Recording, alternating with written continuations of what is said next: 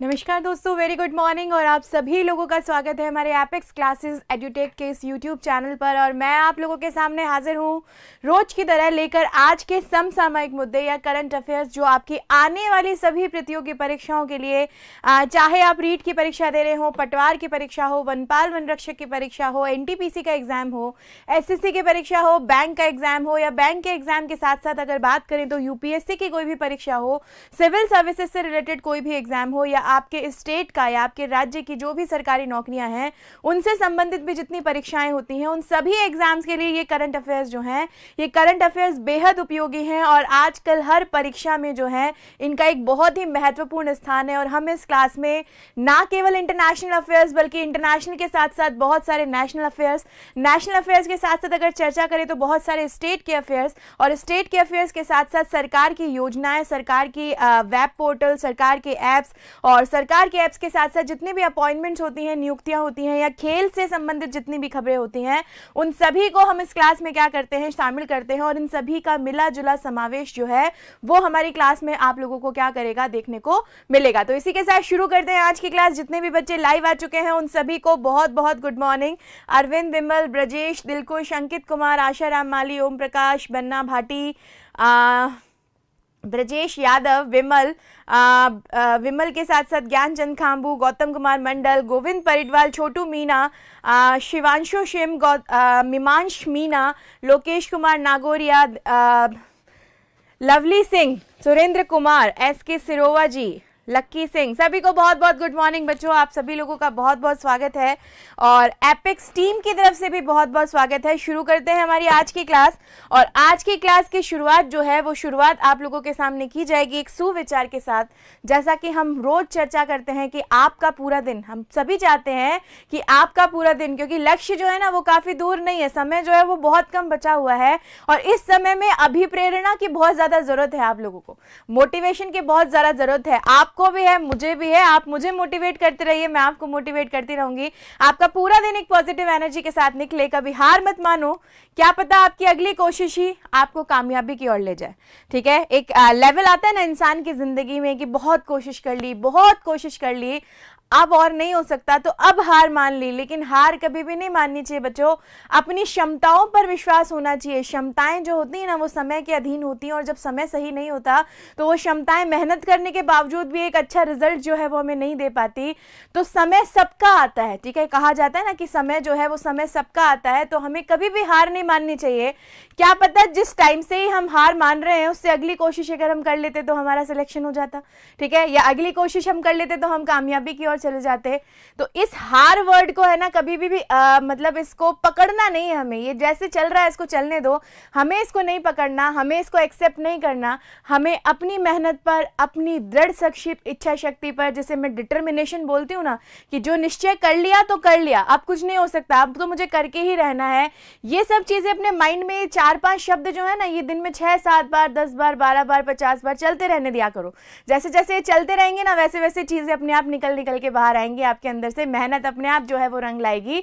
तो हार नहीं माननी चाहिए, क्या पता आपकी अगली कोशिश जो है वो आपको कामयाबी की ओर क्या कर जाए, ले जाए। तो इसी के साथ शुरू करते हैं आज की खबर। बहुत सारी अच्छी खबरें हमारे पास हैं, बहुत सारे अच्छे प्रश्न जो हैं वो प्रश्न भी हमारे साथ हैं। एक बच्चा कह रहा है नहीं मैम हम हार नहीं मानेंगे।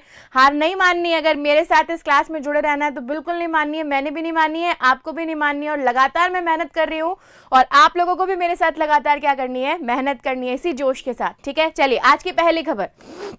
आज है 23 जनवरी और 23 जनवरी के बारे में कई दिनों से हम लोग पढ़ते आ रहे हैं कि सबसे पहली शुरुआत तो की थी पश्चिम बंगाल सरकार ने। और पश्चिम बंगाल सरकार में हालांकि चुनाव होने वाले हैं और पश्चिम बंगाल में जो ममता दीदी थी, उन ममता दीदी ने कहा था कि हम तो 23 जनवरी को जो सुभाष चंद्र बोस जी की जयंती आएगी उसको देश नायक दिवस के रूप में क्या करेंगे, मनाएंगे। और उन्होंने केंद्र को भी इसके बारे में पत्र लिख दिया था, शुरुआत की थी। और प्रधानमंत्री मोदी ने या केंद्रीय मंत्रिमंडल ने अभी कुछ दिनों पहले ही घोषणा की थी कि इस बार सुभाष चंद्र बोस जी की जो 125वीं जयंती आने वाली है, उस 125वीं जयंती के साथ ही इनकी जो जयंती है उस जयंती दिवस को पराक्रम दिवस के रूप में मनाया जाएगा। और आज वही पराक्रम दिवस है बच्चों, ठीक है। आज यानी साल 2021 से इसी पराक्रम दिवस की क्या हुई है, शुरुआत हुई है। और प्रधानमंत्री मोदी जो हैं वो आज कोलकाता में नेताजी सुभाष चंद्र बोस की 125वीं जयंती के मौके पर पराक्रम दिवस समारोह को क्या करेंगे, संबोधित करेंगे। और आज से हर साल जो है हम लोग 23 जनवरी को क्या मनाएंगे,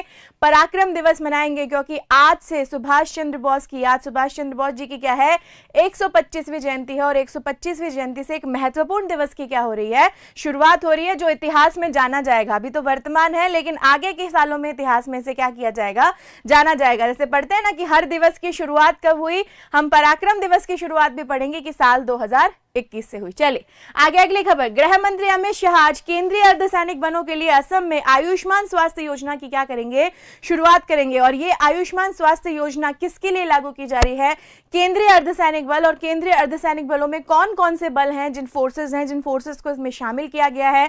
और सरकार का यह दावा है कि ये जो आयुष्मान स्वास्थ्य योजना है ना, ये पूरे विश्व की सबसे बड़ी स्वास्थ्य योजना है, ठीक है। इतनी बड़ा हेल्थ प्रोजेक्ट जो है वो आज तक किसी भी देश के द्वारा चालू नहीं किया गया है।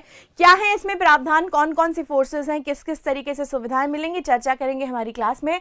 21 जनवरी से 26 जनवरी तक देश में मनाया जा रहा है राष्ट्रीय बालिका सप्ताह, ठीक है। लड़कियों के लिए, बालिकाओं के लिए जो कि आर्थिक रूप से कमजोर हैं, स्कूल नहीं जा पाती हैं, स्थिति जो है काफी दयनीय है, उन सभी क्षेत्रों में कहीं ना कहीं महिलाओं को आगे बढ़ाने के लिए, उद्यमिता के क्षेत्र में महिलाओं को आगे बढ़ाने के लिए, शिक्षा के क्षेत्र में महिलाओं को आगे बढ़ाने के लिए ये जो बालिका सप्ताह है, ये बालिका सप्ताह मनाया जा रहा है 21 से 26 जनवरी के बीच में। और अगर इसी बीच में आपसे कोई पूछे कि राष्ट्रीय बालिका दिवस जो है, ये राष्ट्रीय बालिका दिवस कब मनाया जाएगा, तो बच्चों 24 जनवरी जो है, उस 24 जनवरी को राष्ट्रीय बालिका दिवस के रूप में क्या किया जाता है, मनाया जाता है। अगली खबर आप लोगों के सामने, अमेरिका की अंतरिक्ष कंपनी वर्जन ने बोइंग 747 विमान जो है, इससे अंतरिक्ष में लॉन्चर 1 रॉकेट सफलतापूर्वक क्या किया है, लॉन्च किया है। अमेरिका की अंतरिक्ष कंपनी, और अंतरिक्ष कंपनी का नाम क्या है, वर्जन। और वर्जन ने कौन सा विमान, बोइंग 747 विमान जो है, इसको अंतरिक्ष में लॉन्चर 1 रॉकेट के रूप में सफलतापूर्वक क्या कर दिया है, लॉन्च कर दिया है। तो अगर प्रश्न पूछा जाए कि किस देश की कंपनी है, अमेरिका की कंपनी है, जो विमान है वो विमान भी किसका है, अमेरिका का है। कोल इंडिया लिमिटेड, और कोल इंडिया लिमिटेड की 3 कंपनियों को बेहतरीन और टिकाऊ खनन के लिए हाल ही में जो हमारी सरकार है, और सरकार के जो मंत्री हैं कोयला और पेट्रोलियम मंत्री धर्मेंद्र प्रधान जी, उनके द्वारा हाल ही में क्या दिए गए हैं, पुरस्कार दिए गए हैं। सरकार ने एलआईसी के प्रबंध निदेशक के रूप में सिद्धार्थ मोहिंती को किया। एक बहुत ही इंपॉर्टेंट प्रश्न है, बहुत ही इंपॉर्टेंट न्यूज है, और इंपॉर्टेंट न्यूज के साथ साथ एलआईसी से जुड़ी हुई न्यूज है, जिसे जीवन का साथी बोला जाता है। जीवन के साथ भी, जीवन के बाद भी हम बहुत बार सुनते हैं। ये एलआईसी जो भारतीय सरकारी जो है जीवन बीमा निगम कंपनी है, उसके सबसे श्रेष्ठ पद पर जो है, सबसे ऊंचे पद पर जो है, वो कौन व्यक्ति आए हैं, सिद्धार्थ मोहिंती जी आए हैं। कर्नाटक राज्य सरकार ने अवलोकन सॉफ्टवेयर किया लॉन्च, ठीक है। एक नया सॉफ्टवेयर जो है कर्नाटक के मुख्यमंत्री वीएस येदुरप्पा जी, और वीएस येदुरप्पा जी के लिए एक बहुत ही महत्वपूर्ण उद्देश्य के साथ इस अवलोकन सॉफ्टवेयर को क्या किया गया है, लॉन्च किया गया है। क्या है ये अवलोकन सॉफ्टवेयर, किस क्षेत्र में ये काम करेगा, और जिस क्षेत्र में ये काम करेगा उससे सरकार को या अन्य जितने भी राज्य हैं उनको किस तरीके से मदद मिलेगी, चर्चा करेंगे एक प्रश्न के माध्यम से। और भारत सरकार ने जयंत खोब्रागड़े को आसियान सचिवालय में भारत का नया राजदूत जो है वो नियुक्त किया है। फिर एक नियुक्ति से जुड़ा हुआ प्रश्न, और ये नियुक्ति से जुड़े प्रश्न हमसे जरूर पूछे जाते हैं। ये जो है, ये है जयंत खोरबड़े, और जयंत खोरबड़े को आसियान सचिवालय में भारत का नया राजदूत जो है वो क्या किया गया है, नियुक्त किया गया है। बात आ गई है अंडमान और निकोबार तक की, ठीक है, जहां पे इंटरनेट कनेक्टिविटी के लिए सबमरीन केबल का जो दावा है वो सरकार ने किया है। जल्द ही वो सबमरीन केबल जो है वो पहुंचा रही है वहां पे इंटरनेट, जहां पर आदमी नहीं पहुंच पाता वहां पे इंटरनेट पहुंच रहा है। और अंडमान और निकोबार कमांड जो है उसमें बड़े पैमाने पर संयुक्त सैन्य अभ्यास एक्सरसाइज कवच जो है, वो एक्सरसाइज कवच क्या किया जाएगा, आयोजित किया जाएगा आने वाले समय में। और भजन सम्राट, देखिए इन्हें आप सभी जानते होंगे, बहुत भजन जो है इनके हमने सुने होंगे। भक्ति के क्षेत्र से, भक्ति संगीत के क्षेत्र से जुड़े हुए व्यक्ति थे नरेंद्र चंचल, जिनका नाम बहुत ही सुविख्यात था। इनका हाल ही में 80 साल की उम्र में क्या हो गया है, निधन हो गया है। और इंटरनेट स्पीड में भारत जो है वो एक स्थान फिसलकर 139 देशों में 129वें नंबर पे क्या चढ़ चुका है, पहुंच चुका है। और बच्चों ये भारत जो है ना, इस भारत की स्थिति पाकिस्तान से भी दयनीय है। ठीक है, भारत की स्थिति इंटरनेट स्पीड के मामले में अगर बात की जाए तो पाकिस्तान से भी दयनीय है। पाकिस्तान जो है वो 114वीं रैंक पे है इस श्रेणी में, इस रैंकिंग में, लेकिन हमारा भारत जो है वो भारत किस में है, 129वीं रैंक में है। सीरिया जैसा देश जो है वो सीरिया देश जैसे भारत की रैंकिंग से भी क्या है, बहुत आगे है। तो हम लोग इंटरनेट स्पीड के मामले में, नेटवर्किंग के मामले में भी बहुत पीछे हैं और इंटरनेट स्पीड में एक स्थान और नीचे आ चुके हैं हम और वो एक स्थान नीचे आके 139 देशों में हम 129वें नंबर पर क्या हो चुके हैं, पहुंच चुके हैं। UCLA की क्या है, ये रिपोर्ट है। और चलिए बढ़ते हैं आज के पहले प्रश्न की तरफ। आज का पहला प्रश्न, और आज का पहला प्रश्न, तभी सोचता हूँ नेट क्यों नहीं चल रहा है। बिल्कुल 129वें नंबर पर आ चुके हैं ना, इसीलिए नेट नहीं चल रहा है। कहीं ना कहीं बढ़ाने की जरूरत है इस रैंकिंग को। जितने भी बच्चे इस क्लास से जुड़ चुके हैं बच्चों, आप सभी लोगों का हमारी एपिक्स क्लासेस की तरफ से बहुत बहुत स्वागत है, बहुत बहुत आभार है। क्लास से जुड़े रहिए, बने रहिए। और तीसरा सेंटेंस आप सभी जानते हैं, जोड़ते रहिए, क्योंकि जोड़ना बहुत बड़ा काम होता है, बहुत पुण्य का काम होता है। और साथ में सेशन को लाइक और शेयर करते रहिए। बहुत सारे लाइक्स और बहुत सारे शेयर्स अपने फेसबुक स्टोरीज पर, अपने व्हाट्सएप स्टेटस पर, अपने ग्रुप्स पर आप लोगों को करना है। सिर्फ 1 मिनट का समय लगेगा और बाकी टाइम हम लोगों को क्या करना है, यहाँ पे पढ़ना है। ध्यान यहाँ पे होना चाहिए, आज किसी का भी ध्यान कहीं और नहीं होना चाहिए। हाल ही में किस खिलाड़ी ने फुटबॉल के इतिहास के सबसे ज्यादा गोल करने का रिकॉर्ड बनाया है? कौन सा खिलाड़ी है जिस खिलाड़ी ने फुटबॉल के इतिहास में सबसे ज्यादा गोल करने का रिकॉर्ड बना लिया है? अभी हाल ही में किसी के रिकॉर्ड की इन्होंने बराबरी भी की थी। ठीक है, और बराबरी करने के साथ अब क्या हुआ है, अब तो भैया सबसे ज्यादा ही बन गए। गुड मॉर्निंग सभी बच्चों को, बहुत बहुत गुड मॉर्निंग। जितने भी बच्चे जुड़ते जा रहे हैं उन सभी का बहुत बहुत स्वागत, चाहे लखनऊ से जुड़ रहे हैं, चाहे रायपुर से जुड़ रहे हैं, कई नाम मुझे दिखाई दे रहे हैं, उन सभी का बहुत बहुत वेलकम। चलिए, आंसर जो आ रहा है वो मेरे पास पूर्ण बहुमत के साथ यहाँ पर जो बच्चे आंसर दे रहे हैं वो सी दे रहे हैं। हालांकि कुछ बच्चे बी की तरफ भी जा रहे थे, लेकिन उनको बता देती हूँ कि करेक्ट आंसर जो है वो करेक्ट आंसर है बच्चों सी, और वो है क्रिस्टियानो रोनाल्डो। जाना पहचाना नाम, और जाना पहचाना नाम फुटबॉल के इतिहास का पुर्तगाली फुटबॉलर या स्ट्राइकर के रूप में क्या किए जाते हैं, जाने जाते हैं। सबसे पहली बात तो इनका संबंध कौन से देश से है?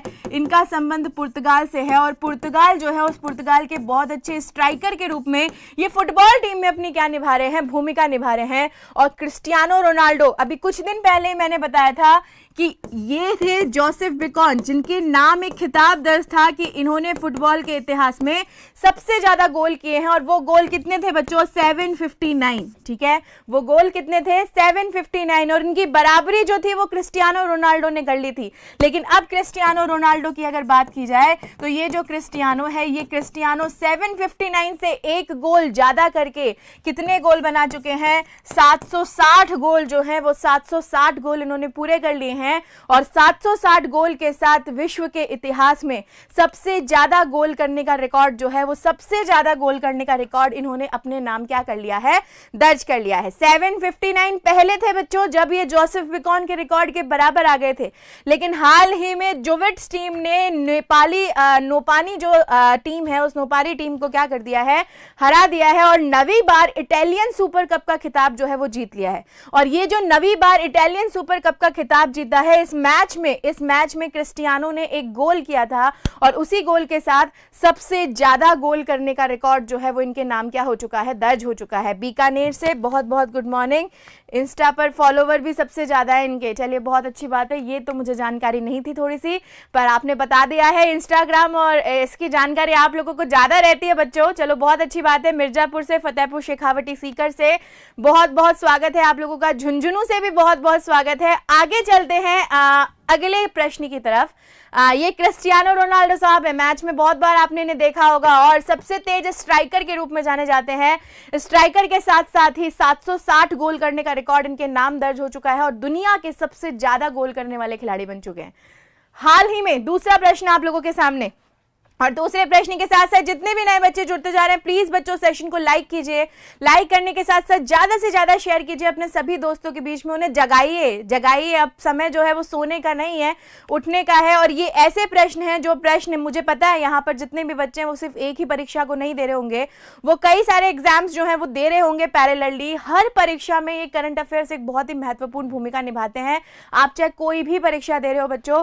और पहला प्रश्न हमारा स्पोर्ट्स से था, दूसरा प्रश्न हमारा स्टेट से रिलेटेड इंफॉर्मेशन के साथ है कि किस राज्य के मुख्यमंत्री ने अवलोकन सॉफ्टवेयर जो है वो हाल ही में क्या किया है, लॉन्च किया है, अवलोकन सॉफ्टवेयर। और देखिए धड़ाधड़ आंसर आने चालू हो गए मेरे पास यहाँ पर, और यहाँ पर बहुत सारे बच्चे जो हैं वो आंसर दे रहे हैं मुझे सी शेरशाह की धरती से प्रणाम। चलिए बिल्कुल प्रणाम स्वीकार किया आपका। एग्जैक्टली बच्चों सी जो है वो सी बिल्कुल सही उत्तर है। और अभी अभी हमने खबरों में पढ़ा था कि कर्नाटक की सरकार, कर्नाटक के मुख्यमंत्री और कर्नाटक के जो सीएम हैं वो कौन है, वो है येदुरप्पा साहब। ठीक है, कर्नाटक के जो सीएम है वो कौन है, येदुरप्पा साहब। और येदुरप्पा साहब ने हाल ही में क्या किया है, कर्नाटक में अवलोकन सॉफ्टवेयर जो है वो लॉन्च किया है। अब ये क्या है अवलोकन सॉफ्टवेयर? देखिए राज्य सरकार के 1800 कार्यक्रम, कर्नाटक सरकार की ये जो राज्य सरकार है, इस राज्य सरकार के द्वारा, हर राज्य सरकार आप सभी जानते हैं कि आए दिन विभिन्न विभिन्न तरह की स्कीम्स चलाती है, विभिन्न तरह की योजनाएं चलाती हैं, अलग अलग तरह के पोर्टल्स लॉन्च कर रही है, और इन सभी चीजों पर सरकार का खर्चा आता है, ये भी हम सब लोगों को पता है। ठीक है, कोई भी स्कीम, कोई भी योजना जो होता है, उस योजना के पीछे एक बजट होता है, एक व्यय होता है, जो व्यय निर्धारित किया जाता है किसी योजना पे इतना व्यय लगने वाला है। तो 1800 कार्यक्रमों पर किए गए व्यय पर डेटा का उपयोग करने में यह सॉफ्टवेयर जो है वो क्या होगा, सक्षम करेगा। ठीक है, कि जितनी भी योजनाएं सरकार के द्वारा चलाई गई हैं, और ये जो कर्नाटक की सरकार है, इनके जो 1800 कार्यक्रम हैं, और इन 1800 कार्यक्रम पे होने वाला जो व्यय है, ठीक है, उस व्यय पर जो भी डेटा यूज हो रहा है, उस डेटा का उपयोग करने में ये सॉफ्टवेयर जो है वो डेटा का उपयोग करने में क्या बनाएगा, सक्षम बनाएगा। और उस सॉफ्टवेयर का नाम जो है वो क्या रखा है, अवलोकन। अवलोकन या निरीक्षण किसे कहते हैं, इन्वेस्टिगेशन, या फिर आप किसी भी चीज की मॉनिटरिंग कर रहे हो उसे बोला जाता है अवलोकन करना। तो इससे होगा क्या, मॉनिटरिंग से होगा क्या, कि जो सरकार का ई गवर्नेंस सिस्टम है ना, ये ई गवर्नेंस सिस्टम जो है ये पारदर्शी रूप में काम करेगा। पारदर्शी मतलब कोई भी सूचना जो है, वो सूचना या व्यय जो है सरकार का, वो किसी से भी छुपा हुआ नहीं रहेगा, ये बिल्कुल पारदर्शी होगा। और इसकी सहायता से मदद किस चीज में मिलेगी, इसकी सहायता से बेसिक्स जो मदद है वो मदद किस चीज में मिलेगी, कि इससे सरकार को विभाग द्वारा तय किया गया किसी भी योजना पर जो व्यय है, उस व्यय के आधार पर धन जारी करने के निर्णय में क्या मिलेगी, मदद मिलेगी। सरकार की कोई भी योजना, उस योजना पे जो भी व्यय आ रहा है, उस व्यय का डेटा इस सॉफ्टवेयर से मिल रहा है, उस व्यय के अनुसार सरकार जो है वो सरकार उस योजना को आसानी से धनराशि जो है वो धनराशि क्या करा पाएगी, उपलब्ध करा पाएगी। ठीक है, चलिए तो ये जो है ये आप लोगों के पास कौन सा सॉफ्टवेयर था, अवलोकन सॉफ्टवेयर। कौन सी सरकार के द्वारा शुरू किया गया, कर्नाटक सरकार। कर्नाटक सरकार में किसके द्वारा, यहाँ के सीएम येदुरप्पा साहब द्वारा, ताकि 1800 कार्यक्रम जो सरकार द्वारा चलाए जा रहे हैं इस टाइम इस राज्य सरकार द्वारा, उनके व्यय पर भी जो डेटा है वो डेटा वो क्या कर सके, उपयोग कर सके। बात करते हैं कर्नाटक की बच्चों, ये है हमारा भारत का मानचित्र, और भारत के मानचित्र में ये जो हमारा हिस्सा है, ये हिस्सा किसका है, कर्नाटक का है। कर्नाटक की स्थापना अगर मानी जाए तो 1 नवंबर 1956 को जो है ये राज्य जो है वो अलग से क्या हुआ था, पुनर्गठित हुआ था, जिसकी राजधानी जो है वो क्या है, बंगलुरु है। उच्च न्यायालय यहाँ पर कर्नाटक उच्च न्यायालय जो है वो कर्नाटक में स्थित है। मुख्यमंत्री बीएस येदुरप्पा साहब है। राज्यपाल जो है वो है वजुभाई वाला। कमल यहाँ का राज्य के पुष्प है। चंदन राज्य के वृक्ष है। राज्य के पशु जो है वो है हाथी। राज्य के पक्षी जो है वो नीलकंठ है। और राष्ट्रीय उद्यान यहाँ पर बांदीपुर वन्यजीव अभ्यारण्य, नागरहोल राष्ट्रीय उद्यान और मधुमलई राष्ट्रीय उद्यान जो है, ये तीनों ही राष्ट्रीय उद्यान कौन से राज्य में स्थित हैं, कर्नाटक में स्थित हैं। इनसे रिलेटेड प्रश्न आप लोगों के एग्जाम में स्टैटिक जीके से रिलेटेड पूछे जाते हैं कि ये राष्ट्रीय उद्यान जो है ये कहां पर है। डेली अलग अलग राज्यों में जो जो भी प्रमुख राष्ट्रीय उद्यान है उनके बारे में मैं आपको बताती हूं, अगर आप ध्यान से देखते हो। और दसरा और उगाड़ी जो त्योहार है, ये दसरा और उगाड़ी दो ऐसे त्योहार हैं जिनका संबंध किस राज्य से है, इनका संबंध कर्नाटक राज्य से है। अगले प्रश्न की तरफ बढ़ते हैं। लाइक और शेयर बराबर से करते रहिए बच्चों। जितने भी नए बच्चे जुड़ चुके हैं, जिसने भी सेशन को लाइक नहीं किया है, प्लीज लाइक कीजिए, और लाइक करने के साथ साथ क्या कीजिए, शेयर भी कीजिए। दिवसों के बारे में क्वेश्चन है, स्टेट के बारे में इंफॉर्मेशन है, और इस क्लास में मैंने बताया था ना, दिवस पढ़ना चाहे, नियुक्तियां पढ़ना चाहे, अपॉइंटमेंट्स पढ़ना चाहे, खेलकूद से जुड़ी हुई खबरें आ गई आप लोगों के सामने, सरकार से जुड़े हुए फैसले, सरकारी योजनाओं से जुड़े हुए फैसले आ गए। अब अगला प्रश्न आप लोगों के सामने है। वेलकम हो रहा है, चलिए निशु का वेलकम हो रहा है। निशु का बहुत बहुत स्वागत है भाई। Good morning Ilesh Machhar, very good morning. Nishu very good morning. आप सभी लोगों का बहुत बहुत स्वागत है। Pinki Saini very good morning, आपका भी बहुत बहुत वेलकम है। जल्दी से अगला प्रश्न आप लोगों की आंखों के सामने है, और अगले प्रश्न का सही आंसर देना है। Mithilesh Kumar ji, Ashutosh बारूकर, very good morning, जय हिंद, स्वागत है आप सभी लोगों का। चलिए आई डोंट नो, ये बहुत अच्छा आंसर होता है, आई डोंट नो, कि मुझे नहीं पता है, बहुत ही ऑनेस्ट आंसर होता है और इसके लिए भी बहुत हिम्मत चाहिए होती है बोलने के लिए, ये चीज़ भी। चलिए, बच्चों का आंसर जो आ रहा है वो आंसर यहाँ पर डी आ रहा है। कुछ बच्चे जो हैं वो मुझे बी भी आंसर दे रहे हैं, कुछ बच्चे जो हैं वो मुझे डी भी आंसर दे रहे हैं। बी है मिजोरम, मणिपुर और सिक्किम, और डी है यहाँ पर मेघालय, मणिपुर और त्रिपुरा।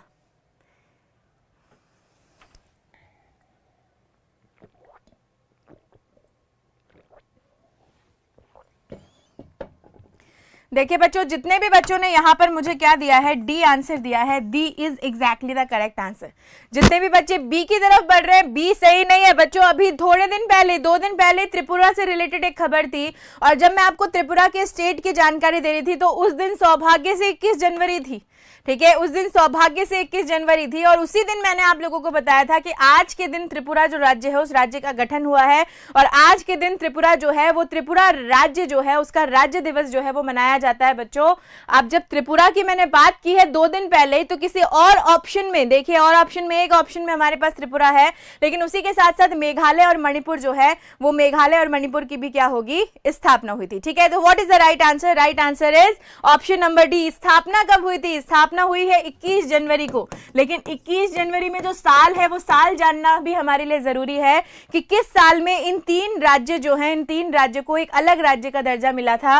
तो 1972 जो था, ये 1972 वो पर्टिकुलर ईयर था जिस ईयर में इन 3 राज्यों को अलग से एक विशेष रूप राज्य का जो दर्जा है वो राज्य का दर्जा दिया गया था। और 48 साल पहले, आज से ठीक 48 साल पहले जो है, ये 48 साल पहले ये तीनों राज्य जो हैं ये अलग राज्य के रूप में क्या किए गए थे, जाने गए थे। और ये किसके तहत बनाया गया था, इनको अलग राज्य का दर्जा दो है? आपसे एक प्रश्न पूछा जा सकता है, और वो प्रश्न ये पूछा जा सकता है कि ये जो 3 राज्य हैं, इन 3 राज्यों को एक अलग विशेष राज्य का दर्जा दिया गया, लेकिन ये दर्जा जो है ये किस अधिनियम के तहत दिया गया है? तो वो अधिनियम आपको याद रखना है। वो जो अधिनियम है बच्चों, वो अधिनियम कौन सा है? वो है पूर्वोत्तर क्षेत्र अधिनियम 1971।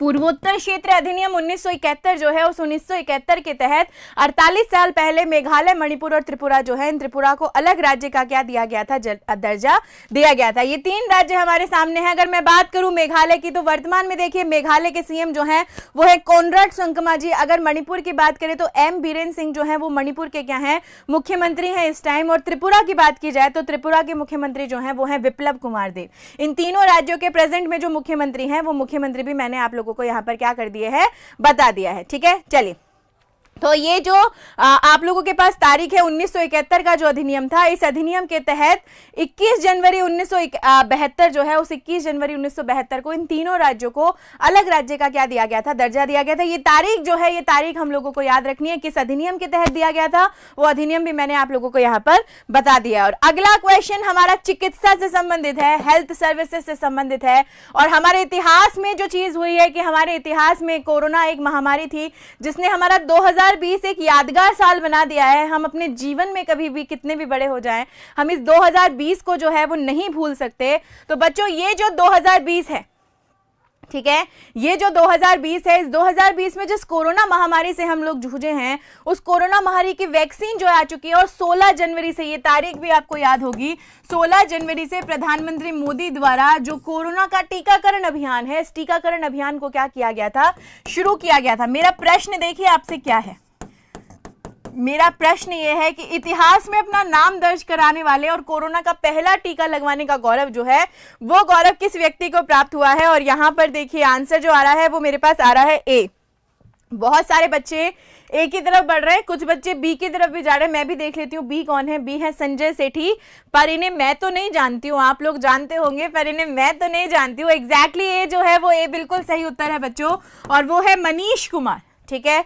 कोरोना का, हमारे भारत में पहला कोरोना टीका लगवाने का गौरव अगर किसी व्यक्ति को प्राप्त हुआ है तो वो व्यक्ति कौन है? बहुत डर होता है बच्चों, आज तक जो लोग हैं ना, बाहर सोसाइटी की अगर हम बात करें तो बाहर वातावरण में ऐसी खबरें हैं कि टीका नहीं लगवाएंगे, ठीक है, कोरोना का टीका नहीं लगवाएंगे, बच लेंगे उससे लेकिन टीका नहीं लगवाएंगे। बहुत साहस चाहिए होता है एक ऐसी चीज के लिए जिस चीज का परीक्षण चला है और आज तक हमारे पूरे देश में किसी ने उसका टीका नहीं लगवाया है, लेकिन सबसे पहले वो टीका मैं लगवाऊंगा, ठीक है। तो एक अंदर से जो होता है ना, अंदर से लोगों में, इतने लोगों के लगवाने के बाद भी साहस नहीं आ रहा है, वो साहस बहुत बड़ी चीज होती है। और ये साहस दिखाया है मनीष कुमार ने। आप सभी लोग जानना चाहते होंगे कि ये मनीष कुमार जो हैं ये आखिरकार हैं कौन। दिल्ली एम्स की अगर हम लोग बात करें, एम्स की अगर हम बात करें, एम्स दिल्ली, तो एम्स दिल्ली में ये एक सफाई कर्मी के रूप में कार्यरत है, ठीक है। एम्स दिल्ली जो है उसमें एक सफाई कर्मी के रूप कार्यरत है और पूरे कोरोना काल में इन्होंने लोगों की जो स्थितियां हैं, उन लोगों की स्थितियों को वहां पर भली भांति देखा है और बहुत अच्छे से अपना पूरा काम किया है। हालांकि इनकी मां ने जो है, ऐसा कहा गया, इनसे इंटरव्यू लिया गया कि इनकी मां ने इनको मना किया था कि कोरोना का टीका सबसे पहले मत लगवाना बेटा, लेकिन इन्होंने अपनी मां को भी समझाया कि कोई ना कोई तो सबसे पहले लगाएगा ही और टीका तो सभी को लगवाना पड़ेगा चाहे कुछ भी हो जाए। तो पहले सफाई कर्मी बने और इनके बाद जो है वो एम्स दिल्ली के जो निदेशक हैं, और एम्स दिल्ली के जो निदेशक हैं वो निदेशक भी आप लोग जानते होंगे, उनका नाम है रणदीप गुलेरिया। कोरोना काल में इनका नाम भी बहुत सारे लोग जान गए होंगे, एम्स दिल्ली के निदेशक, और वो निदेशक कौन है, रणदीप गुलेरिया। इनके बाद जो टीका लगवाने वाले व्यक्ति थे वो एम्स के निदेशक थे रणदीप गुलेरिया साहब। और इस मौके पर ये रणदीप गुलेरिया और डॉक्टर हर्षवर्धन सिंह जो हमारे स्वास्थ्य मंत्री हैं वो भी क्या थे, मौजूद थे। गोविंद भूषण जी नमस्ते, आपका बहुत बहुत स्वागत है, बहुत बहुत स्वागत है, बहुत बहुत वेलकम है। मोदी जी को पहला टीका लगवाना था, मोदी जी भी लगवा लेंगे, मोदी जी तो अंदर रहते हैं, बाहर जाते नहीं, कोरोना कहां से होगा। चलिए ठीक है, ये जो है ये तस्वीर है, देखिए पहला टीका, ये व्यक्ति जो है ये है मनीष कुमार जो एम्स दिल्ली का सफाई कर्मी है। और एम्स दिल्ली के सफाई कर्मी होने के साथ साथ ही ये जो डॉक्टर हर्षवर्धन सिंह हैं ये भी यहाँ पर मौजूद थे और रणदीप गुलेरिया जो निदेशक हैं वो भी मौजूद थे। इनके बाद अगला टीका जो है वो एम्स के निदेशक ने लगवाया था, लेकिन पहला टीका पाने का जो सौभाग्य है वो इनको मिला है। अगले प्रश्न की तरफ बढ़ते हैं बच्चों। राकेश तिवारी, गिरिराज गुर्जर, शैलेंद्र, सीपी डांगी, मंगलदास, सभी को बहुत बहुत गुड मॉर्निंग, बहुत बहुत नमस्कार। सचिन कालजा जी नमस्ते, आपका भी बहुत बहुत स्वागत है। जितने भी बच्चे जुड़ चुके हैं और जो बार बार सुरेश पूछ रहे मैडम कैसे हो, मैं बिल्कुल बढ़िया हूं और आप लोगों का साथ अगर ऐसा ही बना रहा तो और बढ़िया होती जाऊंगी। तो ऐसे ही जुड़े रहिए, बने रहिए और जोड़ते रहिए बच्चों। लाइक और शेयर जरूर करना है इस क्लास को। अगला प्रश्न जो है वो हमारी भारत की एक महत्वपूर्ण कंपनी से नेशनल लेवल का क्वेश्चन है कि हाल ही में किसे दूरसंचार कंसल्टेंट्स इंडिया लिमिटेड TCIL जो है इसके नए अध्यक्ष और प्रबंध निदेशक के रूप में नियुक्त किया गया है। नियुक्ति से जुड़ा हुआ प्रश्न है और नियुक्ति से जुड़े हुए प्रश्न अगर आपने परीक्षाएं दी हुई हैं तो आप जानते होंगे कि आपके एग्जाम्स में पूछे जाते हैं, ठीक है, आपके एग्जाम्स में पूछे जाते हैं। सादर चरण स्पर्श बिल्कुल स्वीकार किया, गुड मॉर्निंग भी स्वीकार किया। जितने भी बच्चे हैं जल्दी से आंसर दीजिए। इस प्रश्न का सही answer A option Satish Singh, B Sanjeev Kumar, C Arjun Sethi या डी फिर कोई भी नहीं। मैक्सिमम बच्चों का आंसर जो आ रहा है वो मैक्सिमम बच्चों का आंसर यहां पर क्या आ रहा है, बी आ रहा है, ठीक है। मैक्सिमम बच्चे जो यहां पर आंसर दे रहे हैं वो बी दे रहे हैं। कुछ बच्चे ए की तरफ भी बढ़ रहे हैं, कुछ बच्चे डी की तरफ भी बढ़ रहे हैं। थोड़ा सा कंफ्यूजन है इस प्रश्न को लेकर, लेकिन मैं आप लोगों को बता देती हूं कि इस प्रश्न का जो सही उत्तर है वो सही उत्तर है संजीव कुमार। TCIL यानी दूरसंचार कंसल्टेंट्स इंडिया लिमिटेड और इसके नए अध्यक्ष और प्रबंध निदेशक के रूप में किसे नियुक्त किया गया है, संजीव कुमार को नियुक्त किया गया है। ये जो है ये संजीव कुमार हैं जो इस संस्था और इस संस्था के सबसे सर्वोच्च पद पर अब क्या रहेंगे, विराजमान रहेंगे। अगला प्रश्न आप लोगों के सामने ये दिख रहे हैं हमारे गृह मंत्री अमित शाह जी। और अमित शाह जी जो हैं इन्होंने किस राज्य में केंद्रीय अर्धसैनिक बलों के लिए आयुष्मान स्वास्थ्य योजना की शुरुआत करेंगे, ठीक है। ये जो गृह मंत्री अमित शाह हैं ये किस पर्टिकुलर राज्य में अर्धसैनिक बलों के लिए जो आयुष्मान स्वास्थ्य योजना इसकी शुरुआत करेंगे। बहुत अच्छा क्वेश्चन है बच्चों, बहुत अच्छा क्वेश्चन है। रितेश जी आपका कल एग्जाम है, आपको बहुत गुड लक, बहुत बेस्ट ऑफ लक।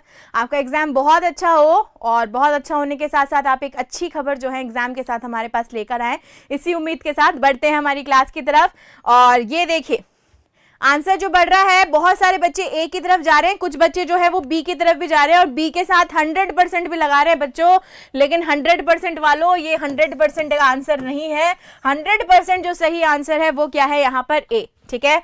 100% जो सही आंसर है वो है ए। किस राज्य में, सुबह सुबह ही अपनी टॉप न्यूज में मैंने आप लोगों को बताया था कि हमारे देश के जो गृह मंत्री हैं अमित शाह जी, उन अमित शाह जी ने कौन से राज्य में, असम राज्य में केंद्रीय अर्धसैनिक बलों के लिए आयुष्मान स्वास्थ्य योजना जो है वो आयुष्मान स्वास्थ्य योजना की क्या करने वाले हैं, शुरुआत करने वाले हैं, ठीक है। 23 जनवरी यानी ये शुरुआत जो है ये आज से ही होने वाली है। और आज से शुरुआत होने के साथ साथ ही केंद्र सरकार का एक दावा है, ये जो योजना है ना, बीजेपी की जो सरकार है बीजेपी की सरकार है, जो केंद्र सरकार है, वो ये दावा करती है कि ये जो आयुष्मान स्वास्थ्य योजना है ये पूरे विश्व की सबसे बड़ी स्वास्थ्य योजना है। इससे बड़ी स्वास्थ्य योजना आज तक किसी भी देश के द्वारा अपने देश के नागरिकों के स्वास्थ्य के लिए चलाई नहीं गई है। विश्व की सबसे बड़ी जो है वो सबसे बड़ी स्वास्थ्य योजना है। और इसके तहत क्या किया गया है, आप सभी लोगों को बताया गया होगा कि जो भी गरीब लोग हैं, ठीक है, जो भी गरीब लोग हैं, उन गरीब लोगों को प्रतिवर्ष 5 लाख रुपए का मुफ्त इलाज जो है वो 5 लाख रुपए का मुफ्त इलाज जो है वो इस योजना के तहत दिया जाता है। 5 लाख रुपए तक का मुफ्त इलाज। और मुफ्त इलाज किन लोगों को? मुफ्त इलाज उन लोगों को जो लोग आर्थिक रूप से क्या नहीं है, सशक्त नहीं है। ठीक है, जो लोग आर्थिक रूप से क्या नहीं है, सशक्त नहीं है, उनको ये इलाज दिया जाता है। अगर मैं ये अर्धसैनिक बलों की बात करूं तो मैंने आपसे कहा था कौन कौन से अर्धसैनिक बल जो हैं वो इसमें शामिल हैं। तो उन अर्धसैनिक बलों की तरफ भी हम लोग देख लेते हैं बच्चों। सबसे पहला अर्धसैनिक बल जो है वो है आपके पास CRPF, central reserve police force. उसके बाद है आपके पास BSF, border security force. BSF के जवान जो है उनको भी ये सुविधा मिलेगी। सीआईएसएफ और एएसबी, ठीक है, सीआईएसएफ और चौथा जो है वो है एएसबी। ये चारों जो अर्धसैनिक बल हैं, इन चारों अर्धसैनिक बलों को सभी के एक एक जवान को ये स्वास्थ्य कार्ड जो है वो आज क्या करने वाले हैं, वितरित करने वाले हैं। किस योजना के तहत? आयुष्मान स्वास्थ्य योजना के तहत, ताकि इन सभी बलों के जो जवान हैं वो जवान भी इस आयुष्मान स्वास्थ्य योजना का क्या उठा पाएंगे, फायदा उठा पाएंगे। अब देखिए थोड़ा सा इसके फ्लैशबैक में चले जाते हैं। ठीक है, थोड़ा सा जो है वो इसके फ्लैशबैक में चले जाते हैं। बच्चों जिसका भी कल एग्जाम है, मेरे साथियों, मेरे दोस्तों, जिसका भी कल एग्जाम है, मेरी हर बच्चे के लिए दिल से दुआ निकलती है। आप सभी लोगों के लिए बहुत बहुत शुभकामनाएं, बहुत बहुत गुड लक। आपका एग्जाम जो है वो बहुत अच्छा होगा और अगर आप एक अच्छे दृढ़ निश्चय के साथ जाएंगे तो निश्चित तौर पर अच्छा होगा। तो अपनी जो कहते हैं ना, अपनी जो हिम्मत है उस हिम्मत को मत हारिए। नहीं आ रहा है तो आगे बढ़िए, हो सकता है आगे पेपर में बहुत कुछ आता हो। ठीक है, चलिए, तो ये जो है ये चार अर्धसैनिक बल हैं। फ्लैशबैक में अगर जाते हैं तो फ्लैशबैक में देखिए स्टैटिक जीके से रिलेटेड एक प्रश्न पूछा जाता है आपसे कि ये जो सरकार की आयुष्मान स्वास्थ्य योजना थी, इस आयुष्मान स्वास्थ्य योजना को कब लॉन्च किया गया था सरकार के द्वारा। ठीक है, तो ये जो है ये 23 सितंबर 2018 को लॉन्च की गई थी। 23 सितंबर 2018 जो है, इस 23 सितंबर 2018 को इस आयुष्मान स्वास्थ्य योजना की क्या की गई थी, शुरुआत की गई थी हमारी भारत सरकार के द्वारा। और भारत सरकार के किस मंत्रालय द्वारा? Ministry of health and family welfare के द्वारा। ठीक है, जो हमारा स्वास्थ्य और परिवार कल्याण मंत्रालय है, उस स्वास्थ्य और परिवार कल्याण मंत्रालय के द्वारा 23 सितंबर 2018 जो है इसको क्या की गई थी, शुरुआत की गई थी। और असम में किस राज्य में ये पहुंचेंगे जो अमित शाह हैं, जहां पर कार्ड वितरित करने वाले हैं? तो असम का जो गुवाहाटी क्षेत्र है, उस गुवाहाटी क्षेत्र में ये करी जाएगी। ठीक है, चलिए, मन के हारे हार है, मन के जीते जीत। चलिए, ये तो बिल्कुल सही बोला, जिसने भी बोला बहुत अच्छा बोला। मत सोच कि तेरा सपना क्यों पूरा नहीं होता, हिम्मत वालों का इरादा कभी अधूरा नहीं होता, जिस इंसान के कर्म अच्छे होते हैं उसके जीवन में कभी अंधेरा नहीं होता। बिल्कुल सही बात है। ये किसने कही है, मैं नाम जरूर लेना चाहूंगी, राहुल लोधी, जो कि बुलंदशहर का छोरा है। ठीक है, चलिए, बुलंदशहर के जो छोरे हैं उनके द्वारा ये बात कही गई है और बहुत ही बेहतरीन बात कही है राहुल। जिस इंसान के कहा जाता है ना, ये बहुत अच्छी चीज होती है। मैंने अभी बोला ना, जोड़ना बहुत अच्छा काम है, और जोड़ना बहुत अच्छा काम है क्योंकि जो जोड़ना होता है ना, उससे पुण्य मिलता है। पुण्य क्या करता है, आपके कर्म अच्छे होते हैं तभी पुण्य के आप क्या होते हैं, भागी होते हैं। तो जिसके कर्म अच्छे होते हैं ना, उसकी जिंदगी में कभी अंधेरा नहीं होता। अपने मन में कभी भी किसी के प्रति ईर्ष्या मत रखिए बच्चों, अपने मन में कभी किसी के प्रति नेगेटिव मत सोचिए। जो हो रहा है उसे होने दीजिए, आप हमेशा पॉजिटिव रहिए। अगर आप पॉजिटिव रहेंगे तो आपकी जिंदगी में होने वाली जितनी भी चीजें हैं ना, वो अपने आप क्या होंगी, पॉजिटिव होती जाएंगी। नेगेटिविटी हमें आने ही नहीं देनी है। ठीक है, जिसे लानी है वो लाए, हमें मतलब नहीं है। हमें अपने अंदर नेगेटिविटी को नहीं लेके आना है। असम राज्य, असम की राजधानी है दिसपुर। दिसपुर के साथ साथ राज्य के वृक्ष जो है वो है होलोंग। राज्य के पुष्प द्रौपदी माला, श्वेत पंख वाला काठ बतख जो है वो यहाँ का राज्य के पक्षी है। एक सींग वाला गेंडा, और एक सींग वाला गेंडा जो है वो असम की पहचान है। जहां पर हम काजीरंगा राष्ट्रीय उद्यान की बात करते हैं, काजीरंगा राष्ट्रीय उद्यान फेमस ही किसके लिए है, जो असम में है, एक सींग वाले गेंडे के लिए, पूरे विश्व में प्रसिद्ध है। उसी के साथ साथ गोल्डन बाग जो है उसको भी सर्वप्रथम काजीरंगा राष्ट्रीय उद्यान में देखा गया था। प्रमुख नदियां ब्रह्मपुत्र, उच्च न्यायालय गुवाहाटी में असमी और बोडो भाषा यहाँ पे बोली जाती है। और इसकी जो प्रमुख लोक नृत्य है, असम का बिहू नृत्य जो है वो असम की क्या है, पहचान है। चलिए अगला क्वेश्चन, और अगला क्वेश्चन आप लोगों के सामने है। ठीक है, अगला क्वेश्चन जो है आप लोगों के सामने है, छोटू लाल जी बिल्कुल साफ साफ लिखा करेंगे अब। अगला प्रश्न कह रहा है कि हाल ही में किस देश ने ट्रंप प्रशासन में, इंटरनेशनल क्वेश्चन है बच्चों, अंतरराष्ट्रीय स्तर का प्रश्न जो है वो आप लोगों के सामने आ गया है। बहुत ही गहन मुद्दा है, इस गहन मुद्दे के बारे में चर्चा भी करेंगे, लेकिन जिसने भी अभी तक सेशन को लाइक नहीं किया है प्लीज लाइक कीजिए और ज्यादा से ज्यादा शेयर कीजिए अपने सभी ग्रुप्स में, इस लिंक को फटाफट से शेयर कर दीजिए। किस देश ने ट्रंप प्रशासन में विदेश मंत्री रहे माइक पोम्पियो सहित 30 अधिकारियों पर यात्रा और कारोबारी लेन देन को लेकर क्या लगा दी है, पाबंदी लगा दी गई है? कौन सा शहर है ये, कौन सा शहर है? और देखिए यहां पर शहर का नाम आते ही, देश का नाम आते ही चीन का नाम आने लग गया मेरे सामने। चाइना, चाइना, एक साथ बहुत सारे बच्चे जो हैं वो बहुत सारे बच्चे चाइना की तरफ ही बढ़ रहे हैं। ठीक है कि मैम इसके अलावा कोई नहीं हो सकता, एग्जैक्टली करेक्ट बताया बच्चों। इसका जो सही आंसर है वो है चीन। हम सभी लोगों को पता है कि अभी 2 दिन पहले जो है वो अमेरिका के राष्ट्रपति जो बाइडेन ने शपथ ली है, और जो बाइडेन ने जैसे ही शपथ ली उसके कुछ देर बाद ही चीन के दिमाग में खलबली मच गई। कुछ तो करना पड़ेगा, नाम कैसे आएगा चीन का, लोग भूल कैसे जाएं दिमाग से कि चीन भी कोई देश है। कहीं ना कहीं चीन का नाम तो लोगों के जहन पे रहना चाहिए। और उसके लिए क्या किया, उसके लिए चीन ने ट्रंप प्रशासन में विदेश मंत्री रहे माइक पोम्पियो, और माइक पोम्पियो के साथ साथ और भी जो 30 उनके प्रमुख अधिकारी थे, उनकी यात्रा और कारोबारी लेन देन जो है इसको लेकर क्या लगा दी है, पाबंदी लगा दी है। अब ये पाबंदी ऐसे ही नहीं लगाई गई है, चीन का दिमाग इतना भी फिरा हुआ नहीं है कि जबरदस्ती ये काम करेगा। इससे पहले दक्षिण सागर चीन जो है वो दक्षिण सागर पर भी अमेरिका भी क्या लगा चुका है, चीन पर प्रतिबंध लगा चुका है। अमेरिका भी चीन के बहुत सारे अधिकारियों पर दक्षिण सागर जो है उस पर प्रतिबंध लगा चुका है, और उसी के तहत एक कहते हैं ना उल्टा रिवर्ट जो है वो चीन ने दिया है। ठीक है कि आ गए ना आपके नए राष्ट्रपति, अब देखो हम प्रतिबंध लगाते हैं इन लोगों पर। पढ़ते हैं एक सूचना को। अमेरिका के राष्ट्रपति के तौर पर डोनाल्ड ट्रंप का कार्यकाल समाप्त होने के ठीक बाद चीन ने बुधवार को ट्रंप प्रशासन के जो 30 पूर्व अधिकारी हैं इनके खिलाफ क्या लगा दी है, पाबंदी लगा दी है। और ये काम उनके शपथ लेने के कुछ देर बाद ही किया गया, जिनमें ट्रंप प्रशासन में विदेश मंत्री रहे पहले व्यक्ति तो कौन थे, माइक पोम्पियो। ट्रंप प्रशासन और ट्रंप प्रशासन में विदेश मंत्री कौन रहे, माइक पोम्पियो। और अभी जो वर्तमान में अमेरिका का प्रशासन है उसमें विदेश मंत्री कौन है, एंटनी ब्लिंकन। याद रखिएगा पहले जो कौन थे, माइक पोम्पियो थे, और अभी वर्तमान में जो है वो कौन है, वर्तमान में है माइक पोम्पियो। राष्ट्रीय सुरक्षा सलाहकार रॉबर्ट ओ ब्रायन और संयुक्त राष्ट्र में राजदूत केली क्राफ्ट पर यात्रा और कारोबारी लेन देन को लगाकर क्या लगा दी है, पाबंदी लगा दी है। इसके अलावा पीटर नवारू के साथ एशिया के लिए शीर्ष राजनयिक डेविड स्टीवलेव, स्वास्थ्य और मानव सेवा मंत्री एलेक्स अजहर, जो ये सब उन्हीं के टाइम के मंत्री हैं, रणनीतिकार स्टीफन बैनन जो है, इन पर भी पाबंदी लगा दी है कि अब ये किसी भी तरह की जो यात्रा है और यात्रा के साथ साथ जो कारोबारी लेन देन है वो लेन देन नहीं कर पाएंगी। ये कोचिंग कहाँ चल रही है, यदुनाथ मीना जी, बहुत अच्छा प्रश्न जो है वो प्रश्न आप लोगों ने यहाँ से पूछा है। ठीक है, और इस प्रश्न का उत्तर मैं बहुत ही उत्साह के साथ दूंगी क्योंकि मेरे अंदर भी एक उत्साह है। 25 जनवरी जो है उस 25 जनवरी को सुबह 9 बजे आप सभी लोगों को जयपुर, और जयपुर में जो गोपालपुरा बाईपास है उस गोपालपुरा बाईपास पे नारायण निवास है, और नारायण निवास के ठीक पास जो है एपेक्स की कोचिंग जो है वो सिचुएटेड है। ठीक है, और एपेक्स जो है वो एपेक्स ऑनलाइन के साथ साथ अब ऑफलाइन क्लासेस में भी अपना कदम रख रहा है। जितना प्यार, जितना सहयोग, जितना आपने साथ जो है इन ऑनलाइन कक्षाओं में दिया है उतना ही सहयोग जो है ऑफलाइन में मिलेगा। और बहुत ही शानदार फैकल्टी जो है वो बहुत ही शानदार फैकल्टी वहां ऑफलाइन में एक बहुत अच्छी टीम जो है वो आप लोगों के साथ जुड़ रही है, जो निश्चित तौर पर आपका जो सिलेक्शन है वो सिलेक्शन सुनिश्चित करने में आप लोगों का योगदान देने वाली है।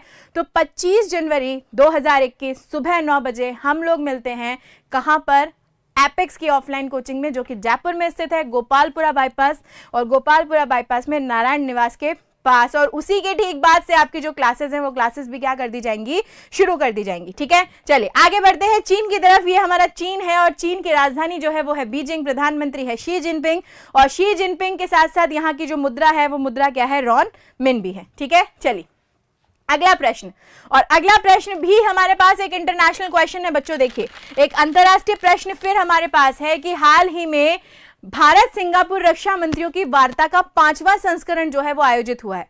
भारत सिंगापुर रक्षा मंत्रियों की वार्ता का 5वां संस्करण आयोजित हुआ है, जिसमें पनडुब्बी बचाव सहयोग समझौते पर क्या किए गए हैं, हस्ताक्षर किए गए हैं। अब आप पूछेंगे मैम सारी बात तो आपने बता दी, अब हम क्या बताएंगे। ठीक है, ये जो है जयपुर तो बहुत दूर है। अरे दूर तो आना ही पड़ेगा, अब हमसे मिलना है तो दूर तो आना ही पड़ेगा ना आप लोगों को। ये वार्ता कब संपन्न हुई थी, आपको इस प्रश्न का क्या देना है, उत्तर देना है। जहां पर क्वालिटी मिल रही हो, जहां पर चीजें मिल रही हो, जहां पर आपका सिलेक्शन सुनिश्चित किया जा रहा हो बच्चों, वहां पर दूरी नहीं देखी जाती है।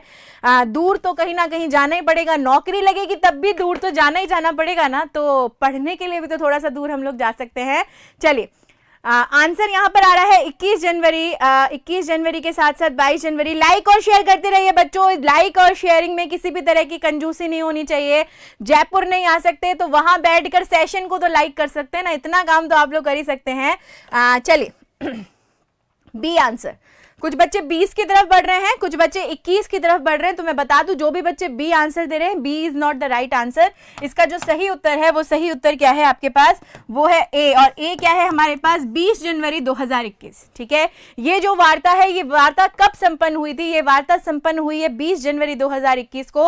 और 20 जनवरी 2021 को इस वार्ता का कौन सा संस्करण आयोजित किया गया है, 5वां। यानी इससे पहले भारत सिंगापुर रक्षा मंत्रियों की वार्ता के 4 संस्करण जो है, वो 4 संस्करण क्या हो चुके हैं, आयोजित हो चुके हैं। और भारत सिंगापुर रक्षा मंत्रियों की वार्ता बैठक में एक महत्वपूर्ण समझौते पर हस्ताक्षर किया गया है, और वो है पनडुब्बी बचाव सहयोग समझौता।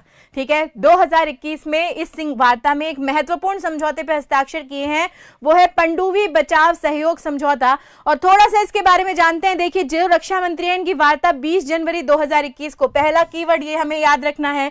ठीक है, इसको वीडियो कॉन्फ्रेंसिंग के माध्यम से हुई है, आभासी रूप से आयोजित हुई है, तो कोई स्थान नहीं है। अगर कोई पूछे कहां पर आयोजित हुई है, तो कहीं पर आयोजित नहीं हुई भैया, वीडियो कॉन्फ्रेंसिंग के माध्यम से आयोजित हुई है। और इसमें दोनों देश जो हैं, वो दोनों देश अपने आपस में जो सेनाएं हैं, उन सेनाओं का सहयोग जो है, वो सहयोग अपेक्षित करने के बतौर यहां पर आए थे। और संवाद के दौरान दोनों देशों की जो नौसेनाएं हैं, इन नौसेनाओं के बीच सबमरीन बचाव सहायता और सहयोग पर कार्यान्वयन समझौता जो है, इस पर हस्ताक्षर किए गए हैं। ठीक है, सबमरीन यानी पानी के अंदर जो पनडुब्बियां हैं, उन पनडुब्बियों को बचाने और बचाव के लिए दोनों देश जो है, वो एक दूसरे का सहयोग और सहायता करेंगे। इस उद्देश्य से एक समझौते पर जो है हस्ताक्षर किए गए हैं, जिस समझौते पर भारत की तरफ से हमारे जो रक्षा मंत्री हैं राजनाथ सिंह जी, और सिंगापुर की तरफ से उनके समकक्ष डॉक्टर एनजी इंग जो हैं, इन दोनों ने ही क्या किए हैं, हस्ताक्षर किए। इतनी बातें जो हैं, वो इतनी बातें हम लोगों को यहां से क्या रखनी है, याद रखनी है। ठीक है, चलिए चंचल गोठवाल कह रही है मैं आ जाऊंगी मैम जयपुर जगतपुरा से। अगर जगतपुरा तो बहुत पास है, ठीक है, जगतपुरा बहुत पास है। सबकी क्लास चलेंगी, लोकेश नागरिया जी फॉरेस्टर की भी चलेगी, वनपाल वन रक्षक, आपके पास पटवार, पटवार के साथ साथ रीट, ये सारी क्लासेस जो हैं वो ऑफलाइन आप लोगों के लिए चलाई जाएंगी। चलिए अगला प्रश्न, और अगला प्रश्न आप लोगों के सामने है। हाल ही में सरकार द्वारा भारत की सबसे बड़ी बीमा कंपनी LIC जो है, इस LIC के प्रबंध निदेशक के तौर पर किसे नियुक्त किया गया है? बच्चों, नियुक्ति से रिलेटेड प्रश्न है, अपॉइंटमेंट से जुड़ा हुआ प्रश्न है, और अपॉइंटमेंट से जुड़े हुए प्रश्न आप लोगों से बहुत पूछे जाते हैं। जल्दी से उत्तर दीजिए, कौन है? मैंने तस्वीर भी दिखा दी है, अब तस्वीर देखकर पहचानना है आपको कि व्यक्ति कौन है। ठीक है, तस्वीर देखकर पहचानना है कि व्यक्ति कौन है। फीस कितनी है, क्या है, क्या नहीं है? बच्चों, मैंने आप लोगों को इन्विटेशन दिया है ना, 25 जनवरी 2021 सुबह 9 बजे वहां पर आइए, हमसे मिलिए। आपके जितनी भी क्वेरीज है ना, वो सारी क्वेरीज क्या हो जाएंगी, बिल्कुल क्लियर हो जाएंगी। ठीक है, चलिए अभी तो थोड़ा सा करंट अफेयर्स पढ़ा लें दो, ऐसे क्या कर रहे हो? ठीक है, जल्दी से आंसर दीजिए। सी आंसर आ रहा है, और सी के साथ साथ कुछ बच्चे डी आंसर दे रहे हैं। डी के साथ साथ मैक्सिमम बच्चे जो हैं वो सी की तरफ बढ़ रहे हैं। ठीक है, मैक्सिमम बच्चे जो हैं वो किसकी तरफ बढ़ रहे हैं? सी की तरफ बढ़ रहे हैं। और एग्जैक्टली सी जो है वो बिल्कुल सही उत्तर है, और वो है सिद्धार्थ मोहंती। ठीक है, सी जो है वो बिल्कुल सही उत्तर है, और वो है सिद्धार्थ मोहंती। सिद्धार्थ मोहंती को हाल ही में LIC जो कि हमारी सरकारी जीवन बीमा कंपनी है, उस सरकारी जीवन बीमा कंपनी को, जिसका स्लोगन बोला जाता है जिंदगी के साथ भी जिंदगी के बाद भी, ठीक है, जो साथ है साथ तक जमा कराओ, बाद में जो फायदा है वो फायदा मिलता जाएगा। तो ये स्लोगन के साथ ही कंपनी काम करती है, इस टैगलाइन के साथ काम करती है। और सिद्धार्थ मोहंती जो है, इन्हें हाल ही में इसका MD जो है वो MD बनाया गया। ठीक है, ये वर्तमान में किस पद पे कार्यरत है? जब भी नियुक्ति से रिलेटेड प्रश्न आता है तो मैंने आप लोगों से क्या बोला था कि ये वर्तमान में किस पर कार्यरत हैं? तो वर्तमान में ये LIC हाउसिंग फाइनेंस जो है, ठीक है, LIC, और LIC कौन सा? Housing finance. उस LIC हाउसिंग फाइनेंस के क्या है? CEO है।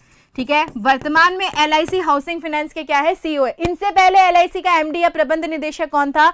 तो इनसे पहले जो है वो LIC के MD और प्रबंध निदेशक जो थे वो कौन थे? TC सुशील कुमार। ये जो नाम आप लोगों के लिए मैंने लिखा है ना, ये नाम किस लिए लिखा है? ये अभी ये क्या करने वाले हैं, 31 जनवरी 2021 जो है, उस 31 जनवरी 2021 को ये क्या होने वाले हैं, रिटायर होने वाले हैं। और रिटायर होने वालों की खुशी में, रिटायरमेंट की खुशी में, हम जब रिटायर होंगे तो स्थान या पद खाली होगा और उनकी जगह पर स्थान कौन लेंगे, सिद्धार्थ मोहंती। इनका कार्यकाल कब तक रहेगा, इनका कार्यकाल रहेगा 2021 से 2023 तक, क्योंकि 2023 में ये भी रिटायर हो जाएंगे। ठीक है, 2023 में ये भी क्या हो जाएंगे, रिटायर हो जाएंगे। ठीक है, चलिए, तो इतनी बातें जो है हमें याद रखनी है। एलआईसी की बात कर रही है तो एलआईसी से जुड़ी हुई एक और खबर, एलआईसी की स्थापना की अगर बात की जाए तो एलआईसी की स्थापना कब हुई थी, एलआईसी की स्थापना हुई थी 1956 में। और कौन सा 1956, 1 सितंबर 1956। 1 सितंबर 1956 जो है, उस 1 सितंबर 1956 को एलआईसी की क्या हुई थी, स्थापना हुई थी। और यहाँ का जो हेडक्वार्टर है, वो हेडक्वार्टर कहाँ पर है एलआईसी का, वो है मुंबई। इतनी बातें जो हैं, वो इतनी बातें हमें एलआईसी के बारे में क्या रखनी है, याद रखनी है। चलिए, अगला प्रश्न आप लोगों के सामने है। और अगला प्रश्न जो है, वो अगला प्रश्न क्या है, अगला प्रश्न है कि हाल ही में भारत में राष्ट्रीय बालिका सप्ताह का आयोजन जो है वो कब से कब तक किया जा रहा है। हाल ही में भारत में राष्ट्रीय बालिका सप्ताह जो है, इसका आयोजन जो है वो कब से कब तक किया जा रहा है, जल्दी से बताइए बच्चों। इस प्रश्न का जो सही उत्तर है, वो सही उत्तर क्या होगा, 20 से 24 जनवरी, 21 से 26 जनवरी, 23 से 27 जनवरी या फिर 24 से 28 जनवरी। मथुरा से लोग आ रहे हैं, मैम अब अच्छा पढ़ाती हो, मैम अब एलआईसी में काम करती थी। अच्छा, इसका मतलब तो मैं अगर यूएन के बारे में पढ़ा रही हूँ, संयुक्त राष्ट्र के बारे में पढ़ा रही हूँ, तो मतलब मैं संयुक्त राष्ट्र में भी काम करती थी। तो मैं तो दुनिया और विश्व और भारत की सभी संस्थाओं में काम कर चुकी हूँ। चलिए, बड़े अच्छे अच्छे परसेप्शन है आप लोगों के, सभी में मुझे नौकरी दिलवा दीजिए, सभी का एम्प्लॉय मुझे बना दीजिए। बहुत अच्छी बात है। अगला प्रश्न, अगले प्रश्न का आंसर जो है, वो आंसर यहाँ पर बी आ रहा है। कुछ बच्चे जो हैं वो डी आंसर दे रहे हैं, 21 से 26। ठीक है, जितने भी बच्चों का आंसर देखिए, सी पर मत जाइए बच्चों, डी पर भी मत जाइए। इस प्रश्न का जो सही उत्तर है, वो सही उत्तर है बी। और ये सेम क्वेश्चन जो है मैंने आपको न्यूज में बताया सुबह, जितने भी बच्चे न्यूज से जुड़े हुए थे उन सभी को इस प्रश्न का उत्तर बिल्कुल सही पता होगा। और साथ में जल्दी से लाइक और शेयर कीजिए। बालिकाओं के बारे में बात हो रही है तो बालिकाएं जरूर इस क्लास को शेयर करेंगी और लाइक करेंगी। बालिका सप्ताह, और बालिका सप्ताह जो आयोजित किया जा रहा है, वो किसके सहयोग से आयोजित किया जा रहा है, भारत विकास परिषद और महिला एवं बाल विकास। भारत विकास परिषद और भारत विकास परिषद के साथ साथ जो हमारा महिला एवं बाल विकास मंत्रालय है, इस महिला एवं बाल विकास मंत्रालय के द्वारा ये जो बालिका सप्ताह है, ये बालिका सप्ताह क्या किया जा रहा है, आयोजित किया जा रहा है। ये नोट्स बराबर से बनाते रहिएगा बच्चों, जो भी यहाँ पर लिखा जाता है। क्लास जब लेते हैं हाथ में कॉपी और पेन जरूर हम लोगों को साथ में रखना है। तो भारत विकास परिषद और महिला और बाल विकास मंत्रालय जो है, इन दोनों के सहयोग से ये राष्ट्रीय बालिका सप्ताह जो है वो आयोजित किया जा रहा है। इसका बेसिक उद्देश्य जो है, वो बेसिक उद्देश्य क्या है, एक तो बालिकाओं की शिक्षा, और शिक्षा के साथ साथ जो उनका पोषण स्तर है, उस पोषण स्तर में क्या करना, सुधार करना। ठीक है, कहीं ना कहीं ऐसी बालिकाएं जो शिक्षा से वंचित हैं, और शिक्षा से वंचित होने के साथ साथ एक लड़की को, एक बालिका को शरीर में जितना पोषण दिया जाता है, वो पोषण भी पता नहीं बहुत सारी लड़कियों को मिल रहा है या नहीं मिल रहा है।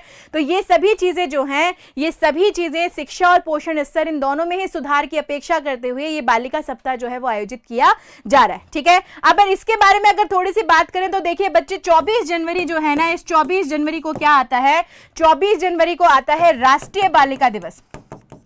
राष्ट्रीय बालिका दिवस के उपलक्ष्य में ही ये सप्ताह जो है आयोजित किया गया है, क्योंकि 24 जनवरी को हम लोग नेशनल जो है, वो नेशनल गर्ल चाइल्ड डे जो है वो क्या करते हैं, मनाते हैं। अगर इसी के विपरीत आपसे कोई प्रश्न पूछे कि बताइए अंतरराष्ट्रीय बालिका दिवस जो है वो कब मनाया जाता है, राष्ट्रीय बालिका दिवस तो 24 जनवरी को मनाया जाता है, लेकिन अंतरराष्ट्रीय बालिका दिवस कब मनाया जाता है, तो अंतरराष्ट्रीय बालिका दिवस जो है, ये अंतरराष्ट्रीय बालिका दिवस जो है ये मनाया जाता है कितनी तारीख को, ये मनाया जाता है 11 अक्टूबर को।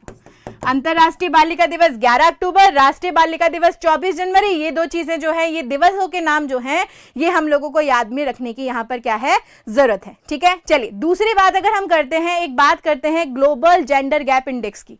ठीक है, इसी जेंडर से, जब जेंडर को लेकर बात की हुई है तो विश्व लेवल पर एक इंडेक्स जो है वो इंडेक्स जारी किया जाता है, और उस इंडेक्स का नाम क्या है, उस इंडेक्स का नाम है बच्चों ग्लोबल जेंडर गैप इंडेक्स, जो बताता है कि किसी भी देश में जो लड़का और लड़की है, उस लड़के और लड़की के अनुपात में कितना अंतर है। और इस ग्लोबल जेंडर गैप इंडेक्स में हमारा भारत जो है इस बार 112वीं रैंक पर है। हमारा भारत जो है वो इस बार 112वीं रैंक पर है, जो इससे पहले साल पर 108वें रैंक पे था। 108वीं रैंक से पिछड़कर हमारा भारत जो है वो 112वें नंबर पे क्या हो चुका है, आ चुका है। ठीक है, तो ग्लोबल जेंडर गैप इंडेक्स में 2020 में भारत की रैंक 112, जो इससे पहले कितनी थी, 108 थी। कौन जारी करता है ये इंडेक्स के बारे में अगर आपसे कोई पूछे कि ये इंडेक्स कौन जारी करता है, तो WEF जो है, वर्ल्ड इकोनॉमिक फोरम जो है, वो वर्ल्ड इकोनॉमिक फोरम इस particular global gender gap index को क्या करता है, जारी करता है, जिसका हेडक्वार्टर जो है वो हेडक्वार्टर है दावोस, स्विट्जरलैंड में। ठीक है, इतनी बातें जो है वो इतनी बातें इस प्रश्न से रिलेटेड हम लोगों को क्या रखनी है, याद रखनी है। ब्रजेश यादव यूपी बालिया जी, 12वीं रैंक नहीं 112वीं रैंक। ठीक है, 112वीं रैंक। चलिए आगे बढ़ते हैं और आगे बढ़ते हैं अगले प्रश्न की तरफ। अगला प्रश्न जो है वो एक स्वतंत्रता सेनानी से रिलेटेड है और एक बहुत ही महत्वपूर्ण दिवस के ऊपर है। इस दिवस को मैं पढ़ाऊंगी, बहुत अच्छे से डिटेल में पढ़ाऊंगी बच्चों, लेकिन इससे पहले फटाफट से इतनी सारी जानकारी आप लोगों को मिल रही है, लाइक और शेयर बराबर से करते रहिए। आज पराक्रम दिवस के मौके पर नेताजी बोस की 125वीं जयंती को मनाने के लिए सरकार ने कितने सदस्यीय उच्च स्तरीय समिति का गठन किया है।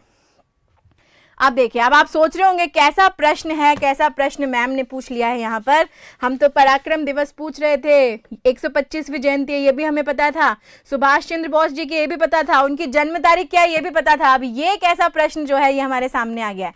चलिए देखते हैं कितने बच्चे जो है वो सही आंसर देते हैं बच्चों। और इस क्लास में मैंने बताया था ना, समावेश है, इंटरनेशनल न्यूज का भी समावेश है, नेशनल न्यूज का भी समावेश है, बैंकिंग से जुड़ी हुई खबर भी बताई, इंश्योरेंस से जुड़ी हुई खबर भी बताई, नियुक्ति से रिलेटेड प्रश्न भी बताए, खेलकूद से रिलेटेड प्रश्न भी बताए, और अब दिवसों से रिलेटेड प्रश्न जो है वो आप लोगों के सामने चल रहे हैं।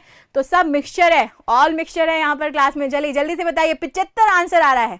बहुत सारे बच्चे ना 75 की तरफ बढ़ रहे हैं, फिर कुछ जो है वो 80 की तरफ बढ़ रहे हैं। रंजीत सर की क्लास मंडे से रेगुलर होगी बच्चों। जो बच्चा अभी यहाँ पे मुझसे रंजीत सर की क्लास के बारे में पूछ रहा था, मंडे से रेगुलर जो है वो रंजीत सर की क्लास होगी और रंजीत सर आएंगे बिल्कुल क्लास में। ठीक है, चलिए 75 75 75। अब इसका सारा जो है ना सब फेल है इस प्रश्न के ऊपर। आप सभी लोग सोच रहे होंगे कि पराक्रम दिवस जो आज मनाया जा रहा है इसके बारे में हमें संपूर्ण जानकारी, लेकिन आप सब लोग इस मामले में फेल हो चुके हैं। इसका सही आंसर जो है वो सी, जो मेरे को नहीं दिख रहा कि किसी भी बच्चे ने दिया है। इसका सही आंसर जो है वो सही आंसर सी है, जो मुझे नहीं लग रहा किसी भी बच्चे ने दिया है। ऐसा प्रश्न आप लोगों के लिए ढूंढ के लाई थी कि मुझे पता था कि सब लोग सोच रहे होंगे कि हम पराक्रम दिवस के बारे में सब कुछ पढ़ चुके हैं, लेकिन ये प्रश्न हम लोगों को नहीं पता था। बहुत बेहतरीन प्रश्न है बच्चों, और बेहतरीन प्रश्न इसलिए है क्योंकि इस बार 2021 में सुभाष चंद्र बोस जो है इनकी 125वीं जयंती जो है वो मनाई जा रही है। कितनी तारीख को? 23 जनवरी को। और 23 जनवरी को इस दिवस को किसके रूप में घोषित किया है? पराक्रम दिवस। अब पराक्रम दिवस और जयंती के रूप में और सुभाष चंद्र बोस की जीवनी को लोगों को याद कराने के रूप में ये जो 85 सदस्यीय उच्च स्तरीय समिति है, 85 सदस्यीय उच्च स्तरीय समिति है, समिति का गठन किया गया है हमारे गृह मंत्री अमित शाह जी के द्वारा। ठीक है, इस समिति का जो गठन है वो गठन किसके द्वारा किया गया है? हमारे गृह मंत्री अमित शाह जी के द्वारा किया गया है। और ये समिति क्या काम करेगी, ये सबसे इंपॉर्टेंट क्वेश्चन है कि मैम समिति बनाई तो है लेकिन समिति क्या काम करेगी? समिति प्रधान ये जो बॉस जी हैं, इन बॉस जी की जयंती पर जितने भी कार्यक्रम होते हैं, कार्यक्रम के साथ साथ इनके विकास के लिए या इनके दिवस को यादगार बनाने के लिए जितने भी आयोजन किए जाएंगे, उन सभी आयोजनों का क्या करेगी? ये आयोजन करेगी, उन सभी पर क्या करेगी? ध्यान रखेगी। ठीक है, चलिए उसके बाद अगली बात करते हैं दो प्रश्नों की। बच्चों जितने भी बच्चे यहाँ पर कॉलेज लेक्चरर पटवारी की बात करें, देखिए कॉलेज लेक्चरर का बैच तो अभी शुरू नहीं हुआ है, लेकिन हाँ उसका जो पेपर है आप लोगों के पास, थर्ड पेपर राजस्थान जीके से रिलेटेड, वो जरूर आपका पूरा हो सकता है। दूसरी बात करें पटवार की, तो पटवार का बैच बिल्कुल आपके लिए ऑनलाइन भी चल रहा है और ऑनलाइन के साथ साथ ऑफलाइन भी जो है वो क्या होने वाला है? शुरू होने वाला है। ठीक है, चलिए अगला प्रश्न 1938 में आपके लिए इसी घटना से जुड़ा हुआ प्रश्न मैं आपसे पूछ रही हूँ। अध्यक्ष कब चुने गए थे राष्ट्रीय कांग्रेस के? ये आप सब लोगों को पता है, मैंने पढ़ाया है। ठीक है, अब मैं आपसे जो प्रश्न पूछ रही हूँ वो भी थोड़ा सा उल्टा है कि 1938 में बोस जो है ये कहां पर भारतीय राष्ट्रीय कांग्रेस के अध्यक्ष चुने गए थे? स्थान का नाम पूछ लिया है मैंने, ठीक है, स्थान का नाम। ऐप का क्या नाम है? ऐप का यही नाम है जो चैनल का नाम है, एपेक्स क्लासेस एडुटेक ही ऐप का भी नाम है। एपेक्स क्लासेस एडुटेक ही यूट्यूब चैनल का नाम है और एपेक्स क्लासेस ही हमारी ऑफलाइन क्लासेस का भी नाम है बच्चों। तो नाम में कहीं कुछ गड़बड़ नहीं है। और देखिए, दयाराम मीना, राहुल सिंह टारगेट यूपीएससी का टारगेट है, तो ऐसा प्रश्न तो पूछेंगे ही। चलिए, हरिपुरा आंसर आ रहा है। जितने भी बच्चे जो है, उन जितने भी बच्चों ने मुझे यहाँ पर क्या आंसर दिया है, हरिपुरा आंसर दिया है, ये हरिपुरा जो है ये बिल्कुल सही उत्तर है। ठीक है, ये राष्ट्रीय कांग्रेस, भारतीय राष्ट्रीय कांग्रेस और भारतीय राष्ट्रीय कांग्रेस का अध्यक्ष जो है 1938 में सुभाष चंद्र बोस को कहां चुना गया था? हरिपुरा। और अगर आपसे कोई पूछे कि ये हरिपुरा गांव जो है ये कहां पर स्थित है, तो हरिपुरा गांव जो है ये कहां पर है? सूरत में है। हरिपुरा गांव, और हरिपुरा गांव कहां पर है? सूरत में है। दूसरा प्रश्न, सुभाष चंद्र बोस का जन्म कहां हुआ था? 23 जनवरी को हुआ था, ये तो हमें पता है, लेकिन कहां हुआ था ये बताना है। कहां जब पूछा जाता है तो बच्चों कटक, उड़ीसा। उड़ीसा का जो कटक क्षेत्र है, उस कटक क्षेत्र में सुभाष चंद्र बोस जी का क्या हुआ था? जन्म हुआ था। चलिए बढ़ते हैं अगले प्रश्न की तरफ। और अगला प्रश्न बहुत अच्छा प्रश्न है बच्चों, बहुत अच्छा प्रश्न। जैसे जीआई टैग मैंने पिछले 2 दिनों में आपको जो जीआई टैग बताए, एक मैंने बताया जम्मू कश्मीर का गुच्छी मशरूम, कल मैंने आपको पढ़ाया सुंदरवन का शहद। ठीक है, ये 2 जीआई टैग मैंने हाल ही में आप लोगों को पढ़ाए हैं। आज तीसरे जीआई टैग से निर्मित एक प्रश्न और है आप लोगों के सामने, ज्योग्राफिकल इंडेक्स से संबंधित, कि हाल ही में किस राज्य की शीतकालीन मिठाई जयनगर मोआ को पहली बार विदेश में निर्यात किया गया है? बड़ा अच्छा प्रश्न है, और बड़ा अच्छा प्रश्न होने के साथ साथ बिल्कुल नया प्रश्न है। मुझे नहीं लगता बहुत सारे बच्चों को इसका आंसर पता होगा, अगर जब तक हम गूगल पे सर्च नहीं करेंगे। जल्दी से बताइए बच्चों, इस प्रश्न का आंसर जो है वो आंसर कैसे होगा? नहीं पता मैम, बहुत ऑनेस्ट आंसर है बच्चों। डी आंसर दे रहे हैं, सी आंसर दे रहे हैं, कुछ बच्चे जो हैं वो बी भी आंसर दे रहे हैं। ठीक है, कुछ बच्चे डी आंसर दे रहे हैं, कुछ बच्चे जो हैं वो बी आंसर दे रहे हैं। डी क्या है? तमिलनाडु। बी क्या है? पश्चिम बंगाल। तो देखिए बच्चों, यहां पर मुझे जितने भी बच्चों ने क्या आंसर दिया है, बी आंसर दिया है, यानी पश्चिम बंगाल आंसर दिया है, बिल्कुल सही आंसर है। ठीक है, पश्चिम बंगाल की अगर हम लोग बात करते हैं बच्चों, तो पश्चिम बंगाल जो राज्य है, उस पश्चिम बंगाल राज्य की शीतकालीन मिठाई है जिसका नाम है जयनगर मोआ। ठीक है, पश्चिम बंगाल और पश्चिम बंगाल राज्य की शीतकालीन मिठाई जिसका नाम है जयनगर मोहा, इसे 2014 में जीआई टैग दिया जा चुका है। ये बेहतरीन प्रश्न है। इस वस्तु को, ये शीतकालीन मिठाई इतनी क्यों फेमस है? इसे बहुत सारे इंग्रेडिएंट से बनाया जाता है। दूसरी बात, इसे 2014 में जीआई टैग हमारे भारत में भी दिया जा चुका है।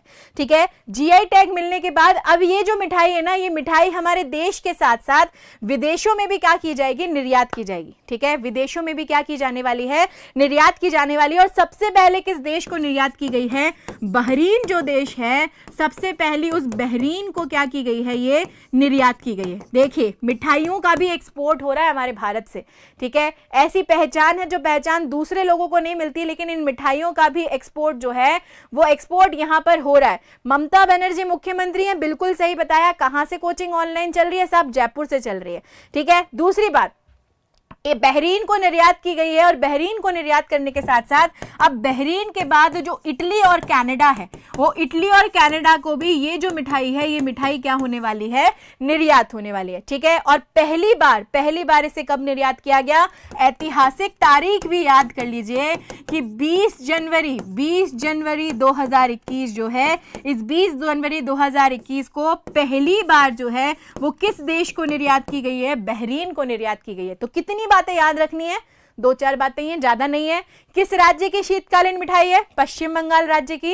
नाम क्या है? जयनगर मोआ। पहली बार कहां निर्यात की गई है? बहरीन को निर्यात की गई है। कितनी तारीख को निर्यात की गई है? 20 जनवरी को। उसके बाद इटली और कनाडा जो है, वो इटली और कनाडा भी ये क्या होने वाली है? पहुंचने वाली है। दूसरी चीज अगर हम बात करते हैं कि ये जो जयनगर मोआ है, ये इतनी फेमस क्यों है? इसको जीआई टैग जो मिला था वो मिला था 2014 में। ठीक है, जीआई टैग जो मिला था वो कब मिला था? 2014 में मिला था। मनीष सैनी जी नमस्ते, आपका बहुत बहुत स्वागत है, बहुत बहुत वेलकम है। जोधपुर से भी होती है बच्चों, जोधपुर से होती है। मेरी क्लास जो है ना, जयपुर और जोधपुर दोनों जगह से लाइव चलती है। मेरी क्लास जो है वो मेरी क्लास जयपुर से लाइव चल रही है। आपने मेरी क्लास पूछी थी तो मैंने मेरी क्लास बता दिया है। चलिए, पश्चिम बंगाल के बारे में बात करते हैं। ये हमारे इंडिया का मैप, और इंडिया के मैप में यहाँ पर हमारे पास ईस्ट में जो है ये जो राज्य है, ये राज्य पश्चिम बंगाल है, जिसकी राजधानी जो है वो है कोलकाता। केसरीनाथ त्रिपाठी जो है वो यहाँ के राज्यपाल हैं। ममता बनर्जी यहाँ की मुख्यमंत्री हैं, लेकिन जल्द ही हमारे इस साल में पश्चिम बंगाल में जो है वो चुनाव होने वाले हैं। ममता दीदी जो है, ममता दीदी का फैसला होने वाला है। उसी के साथ साथ कलकत्ता हाईकोर्ट यहाँ का उच्च न्यायालय है। शेफाली यहाँ का राज्य के पुष्प है। व्हाइट नेक किंगफिशर यहाँ के राज्य के पक्षी हैं। फिशिंग कैट राज्य के पशु, चेटियन राज्य के वृक्ष, और बांग्ला, हिंदी, उर्दू और नेपाली भाषा जो है वो यहाँ पर बोली जाती है। काठी जो है वो पश्चिम बंगाल का प्रसिद्ध लोक नृत्य है। प्रश्न पूछा जाए कि काठी का लोक नृत्य का संबंध किस राज्य से है, तो वो राज्य कौन सा है? पश्चिम बंगाल। गंगा, हुगली, दामोदर, भागीरथी, मयूराक्षी नदियां जो हैं वो पश्चिम बंगाल में बहती हैं। और भूमिज, संथाल, लेपचा, संतल, मूनस, भूटिया जनजातियां जो हैं ये कहां पाई जाती हैं? ये पाई जाती हैं पश्चिम बंगाल में। ठीक है, चलिए आगे बढ़ते हैं अगले क्वेश्चन की तरफ। ऐसा मुझे पता नहीं क्यों प्रतीत हो रहा है इस क्लास में, मैं बोलना बिल्कुल चाहूंगी आज कि इस क्लास में पढ़ने वाले जो बच्चे हैं ना, वो पढ़ने वाले बच्चे हैं तो सही, लेकिन कुछ ऐसे एक्सेप्शंस भी हैं यहाँ पर जो उन बच्चों को पढ़ने नहीं दे रहे हैं। ठीक है, हम लोग प्रश्न से जुड़ी हुई बातें जो हैं वो बहुत कम करते हैं यहाँ पर, और हम लोग उसके अलावा जितने भी टॉक्स हैं वो बहुत ज़्यादा करते हैं। ऐसे आप लोग अपने लक्ष्य को नहीं प्राप्त कर सकते हैं बच्चों। ठीक है, बहुत क्लियर स्टेटमेंट में मैं कहती हूँ और मैं बहुत ही क्लियर बोलती हूँ, ऐसे लक्ष्य को प्राप्त करना बिल्कुल भी नामुमकिन है। आपका ध्यान जो है, आपका डाइवर्जन जो है वो कहीं और है, पढ़ाई जो है यहाँ पे चल रही है, तो मेरी जो मेहनत है या आप लोगों की जो मेहनत है वो बिल्कुल वेस्ट जाने वाली है। ठीक है, तो एटलीस्ट जो पढ़ रहे हैं उनको पढ़ने दीजिए बच्चों। और ये जितने भी आपके प्रश्न है ना, ये एक्स्ट्रा जो प्रश्न होते हैं, इन प्रश्नों को आप लास्ट में जब क्लास खत्म हो जाए तो कमेंट बॉक्स में छोड़ दिया जी कीजिए, सब पढ़ लेंगे हम लोग। ठीक है, हाल ही में किस प्रदेश में पहला ऑनलाइन यूथ रेडियो स्टेशन जो है वो लॉन्च किया गया? कौन सा प्रदेश है जिस प्रदेश में पहला ऑनलाइन यूथ रेडियो स्टेशन जो है वो लॉन्च किया गया है? ऑप्शन आप लोगों के सामने है, उत्तर प्रदेश, छत्तीसगढ़, हिमाचल प्रदेश या फिर कर्नाटक। ठीक है, उत्तर प्रदेश, छत्तीसगढ़, हिमाचल प्रदेश या फिर कर्नाटक।